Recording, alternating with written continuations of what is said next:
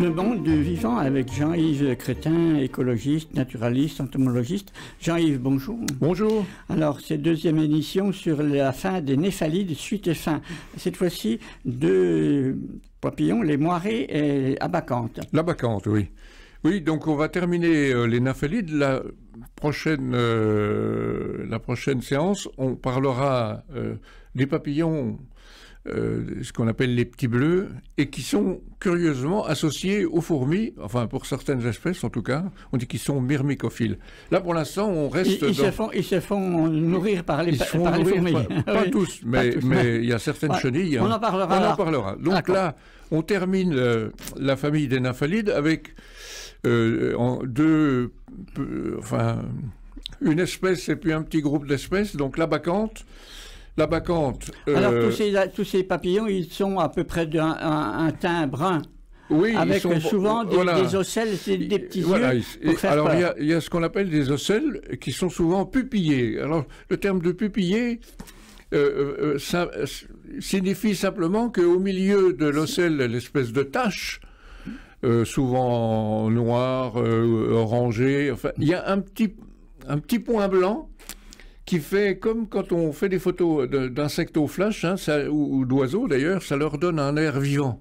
Hein. Donc cette bacanthe, c'est un papillon protégé qui est lui aussi en perdition, qui vit pourtant sur des graminées extrêmement communes qu'on trouve dans la nature. Dans les prairies. Hein, souvent système forestier humide.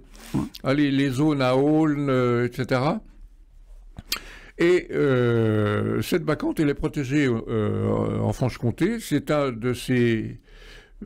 encore un de ses fiefs.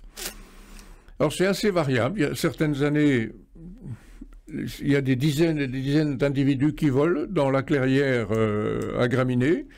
Et puis l'année suivante, on en voit un, deux malheureux. On ne comprend pas bien non plus pourquoi ces fluctuations. Donc espèce protégée, intéressante, et qui descend en plaine, hein, dans les environs de Besançon, elle existe dans les zones de forêt marécageuse. Et puis le dernier groupe, c'est ce qu'on appelle les moirés. Alors c'est un terme un peu banal. Donc ce sont des papillons qui sont de couleur très chaude, un brun marron, avec très souvent une petite partie plus claire au bord de l'aile, et presque toujours des ocelles, hein, là encore. Toujours 3-4 cm. Oui, toujours 3-4 cm, mais même à peine plus grand. Hein. C'est comme l'abacanthe, c'est entre 4 et 5. Et ces papillons sont essentiellement des espèces montagnardes. Même si on a 5-6 espèces de moirés en Franche-Comté. Un certain nombre peuvent se rencontrer, disons, jusqu'en plaine, assez localement. Mais ils sont presque tous montagnards, et en particulier dans les Alpes, ou dans les Pyrénées, ou le Massif central, c'est-à-dire dans les régions montagneuses, il y a des espèces qui sont... typiquement de ces... On ne les trouve pas en dessous de 1500 mètres. Quoi. Voilà, c'est ça, je veux dire autour de 2000 mètres.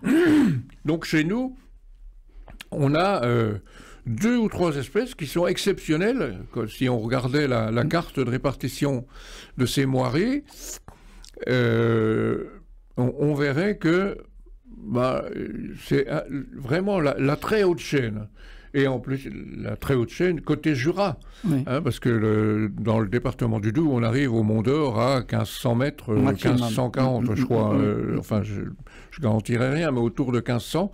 Il faut être largement au-dessus de 1500 pour les avoir. On a donc ici des espèces qui sont extrêmement originales et qu'on retrouve évidemment de l'autre côté du Léman, du côté des Alpes. Le Chablais. Voilà, de part et d'autre. Il y a eu des échanges probablement autrefois. Il n'y en a plus maintenant de ces échanges. La distance est devenue trop importante. Et ces petites populations jurassiennes évoluent tranquillement, mais se réduisent comme peau de chagrin. Et on peut imaginer, encore une fois, que ces espèces extrêmement originales disparaissent un jour. Ce seront des individus ou des espèces ou des sous-espèces qui n'existeront plus nulle part à la surface de la planète. On les retrouvera évidemment dans les boîtes de collection. C'est ça que j'allais dire, oui, les boîtes de collection. Mais ça sera notre seul souvenir, plus quelques photos, plus les histoires que nous racontent les vieux entomologistes. Donc, quand je dis vieux entomologistes, c'était du temps où j'étais jeune.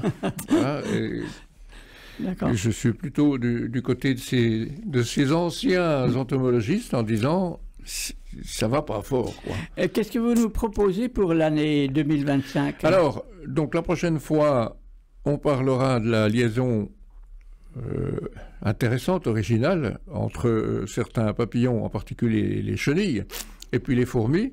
Puis ensuite, on attaquera un petit groupe, et en particulier les diptères, les mouches.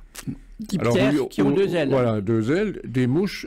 Alors, il y a énormément de choses à dire sur les mouches, hein, énormément. On aura assez de 2025 pour en parler? Voilà, à mon avis, on finira l'année avec les mouches, je crois. D'accord.